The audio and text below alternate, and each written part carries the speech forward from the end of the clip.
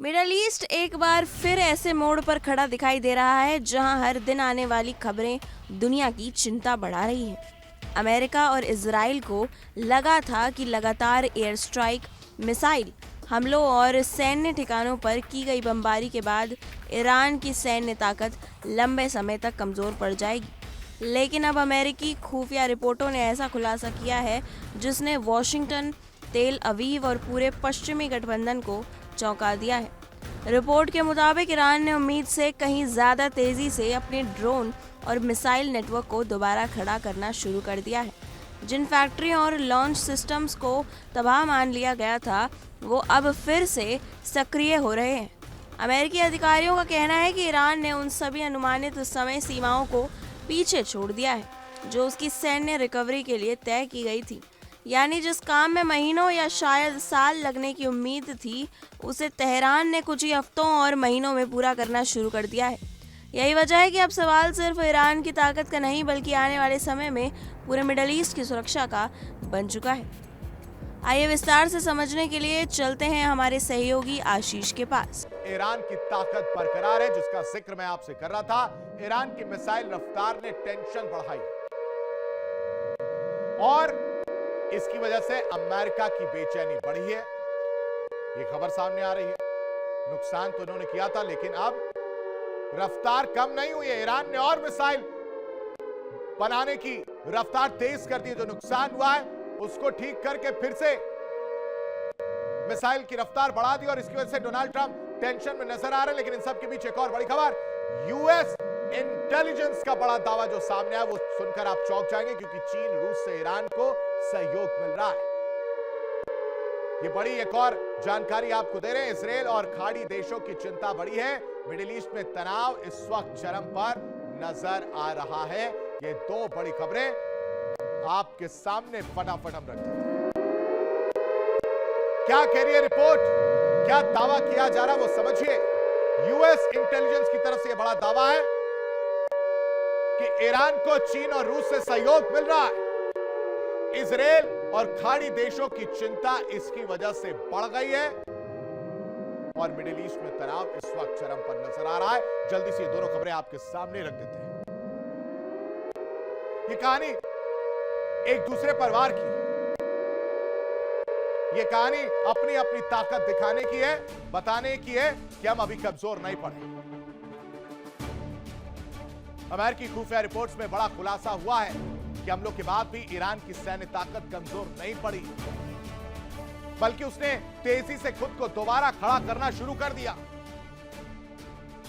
ये ड्रोन उत्पादन की जो हम बात कर रहे हैं वो आप समझिए।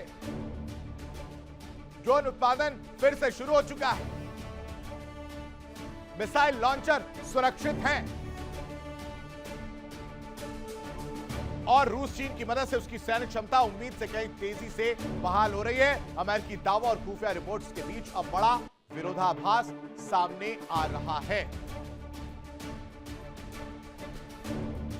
मिसाइलों की आग, ड्रोन का खतरा और युद्ध के बीच खड़ा मिडिल ईस्ट। लेकिन इन सब के बीच एक बड़ा खुलासा सामने आया जिसने अमेरिका और इजराइल दोनों की रणनीति पर सवाल यानी क्वेश्चन मार्क खड़े किए।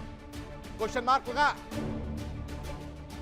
अमेरिकी खुफिया एजेंसियों की नई रिपोर्ट में दावा है कि भारी हमलों और सैन्य नुकसान के बावजूद ईरान ने अपनी सैन्य रीढ़ को उम्मीद से ज्यादा कहीं तेजी से फिर से खड़ा करना शुरू कर दिया। अमेरिका और इजराइल के हमलों के बावजूद ईरान अपनी सैन्य ताकत को बहुत तेजी से फिर से तैयार कर रहा है। ये क्लियर एंड कट है। दरअसल अप्रैल की शुरुआत में शुरू हुए 6 हफ्तों के सीज फायर को दुनिया ने राहत की तरह देखा था। माना जा रहा था कि लगातार तनाव और हमलों के बाद ईरान फिलहाल अपनी सैन्य गतिविधियों को सीमित रखेगा। लेकिन इसी दौरान ईरान ने चुपचाप अपनी कई ड्रोन यूनिट्स को दोबारा चालू कर दिया। अमेरिकी इंटेलिजेंस के मुताबिक ईरान ने न सिर्फ ड्रोन प्रोडक्शन फिर शुरू किया है बल्कि मिसाइल लॉन्चरों, हथियार प्रणालियों और अंडरग्राउंड स्टोरेज नेटवर्क को भी तेजी से पुनर्गठित कर दिया है। इसका मतलब साफ है, अगर आने वाले समय में डोनाल्ड ट्रंप फिर से सैन्य अभियान शुरू करते हैं तो ईरान पहले की तुलना में कहीं ज्यादा संगठित जवाब देने की स्थिति में हो सकता है। यही वजह है कि अब अमेरिका के भीतर भी इस बात पर बहस तेज हो गई है कि क्या शुरुआती हमलों के असर को बढ़ा चढ़ाकर पेश किया गया था, क्योंकि हालिया रिपोर्ट साफ संकेत दे रही है कि ईरान की सैन्य मशीनरी पूरी तरह खत्म नहीं हुई थी, बल्कि उसने खुद को बचाकर रखने के लिए पहले से ही कई वैकल्पिक नेटवर्क तैयार कर रखे थे। अब सबसे बड़ा डर ईरान की ड्रोन क्षमता को लेकर है। आधुनिक युद्ध में ड्रोन सिर्फ निगरानी का हथियार नहीं रहे, बल्कि कम लागत में बड़े पैमाने पर तबाही मचाने वाले हथियार बन चुके हैं। ईरान ने पिछले कुछ वर्षों में जिस तेजी से अपने ड्रोन नेटवर्क को विकसित किया है, उसने दुनिया की सबसे बड़ी सेनाओं को भी चिंता में डाल दिया है। शाहेद जैसे ड्रोन, स्वार्म अटैक तकनीक और लंबी दूरी तक हमला करने वाली क्षमताएं ईरान को एक अलग बढ़त देती हैं। अमेरिकी अधिकारियों का अनुमान है कि ईरान सिर्फ 6 महीनों के भीतर अपनी पूरी ड्रोन स्ट्राइक क्षमता दोबारा हासिल कर सकता है। अगर ऐसा हुआ तो इजराइल और खाड़ी देशों के लिए खतरा कई गुना बढ़ जाएगा, क्योंकि मिसाइलों की तुलना में ड्रोन ज़्यादा सस्ते होते हैं, उन्हें बड़ी संख्या में छोड़ा जा सकता है और कई बार एयर डिफेंस सिस्टम भी उन्हें पूरी तरह रोक नहीं पाते। यही कारण है कि इजराइल की आयरन डोम जैसी अत्याधुनिक सुरक्षा प्रणाली भी लगातार ड्रोन हमलों के सामने दबाव महसूस करती रही है। विशेषज्ञों का कहना है कि अगर भविष्य में युद्ध फिर शुरू होता है तो ईरान मिसाइलों के साथ साथ भारी संख्या में ड्रोन हमलों का इस्तेमाल कर सकता है, ताकि दुश्मन की एयर डिफेंस को थका दिया जाए। इस पूरे घटनाक्रम के बीच डोनाल्ड ट्रंप के बयान भी लगातार तनाव बढ़ा रहे हैं। ट्रंप बार बार चेतावनी दे चुके हैं कि अगर ईरान किसी समझौते तक नहीं पहुंचता तो अमेरिका फिर से सैन्य कार्रवाई शुरू कर सकता है। यही वजह है कि सीज़फायर के बावजूद दुनिया को ये संघर्ष खत्म होता नहीं दिखाई दे रहा, बल्कि कई विश्लेषकों का मानना है कि ये सिर्फ एक अस्थायी विराम है, जिसके बाद स्थिति और विस्फोटक हो सकती है। अमेरिका की चिंता सिर्फ ईरान की मौजूदा ताकत नहीं, बल्कि उसकी तेजी से वापसी करने की क्षमता है, क्योंकि अगर हर बड़े हमले के बाद ईरान कुछ ही महीनों में अपनी सैन्य शक्ति फिर खड़ी कर लेता, तो इसका मतलब है कि ये संघर्ष लंबे समय तक चलता रह सकता है, और यही वो स्थिति है जिसे पूरी दुनिया डर रही है। अब इस कहानी का सबसे संवेदनशील और खतरनाक हिस्सा सामने आता है, चीन और रूस की भूमिका।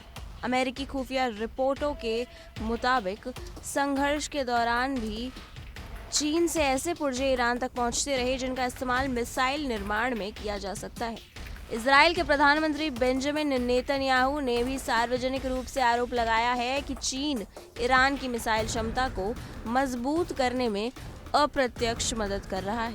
हालांकि चीन ने इन आरोपों को पूरी तरह खारिज कर दिया है और कहा है कि ये दावे तथ्यों पर आधारित नहीं है।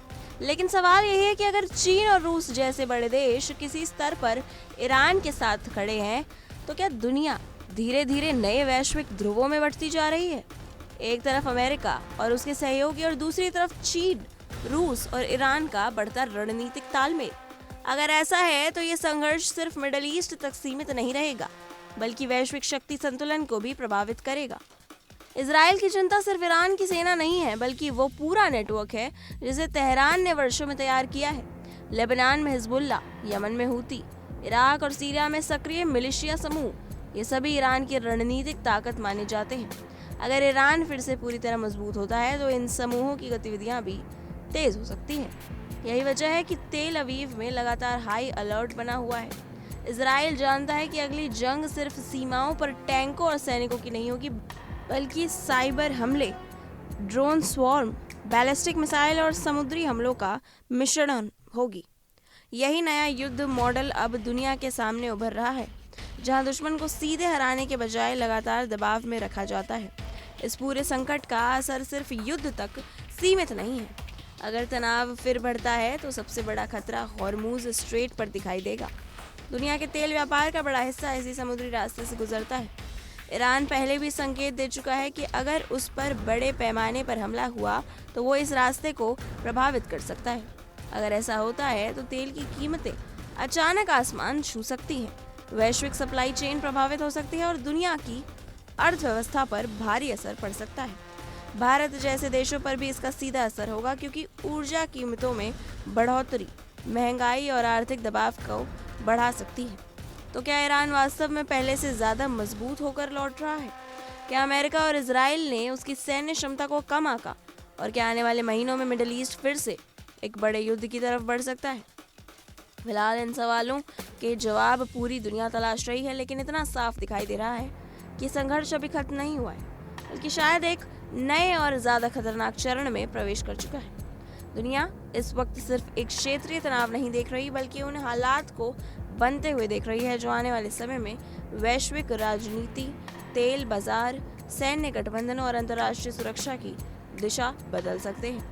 और शायद यही वजह है कि अब दुनिया की सबसे बड़ी ताकतें सिर्फ युद्ध रोकने की कोशिश नहीं कर रही, बल्कि उनके आने वाले उस बड़े टकराव को टालने की कोशिश कर रही हैं, जो किसी भी वक्त पूरे क्षेत्र को आग में झोंक सकता है। क्योंकि तस्वीर अब सिर्फ ईरान बनाम इजराइल या अमेरिका तक सीमित नहीं रही, बल्कि ये उस नए वैश्विक संघर्ष की झलक बनती जा रही है जहां drone, artificial intelligence, cyber war, missile defence system और आर्थिक प्रतिबंध सब एक साथ युद्ध का हिस्सा बन चुके हैं। मिडिल ईस्ट में इस वक्त जो कुछ हो रहा है वो आने वाले युद्धों का ट्रेलर माना जा रहा है, जहां दुश्मन सिर्फ सीमा पर नहीं लड़ता, बल्कि इंटरनेट नेटवर्क, तेल सप्लाई, समुद्री रास्तों और अर्थव्यवस्था पर भी हमला कर सकता है। और यही वजह है कि अब दुनिया के बड़े सैन्य विशेषज्ञ इस पूरे संकट को न्यू एज वॉरफेयर का सबसे बड़ा उदाहरण बता रहे हैं।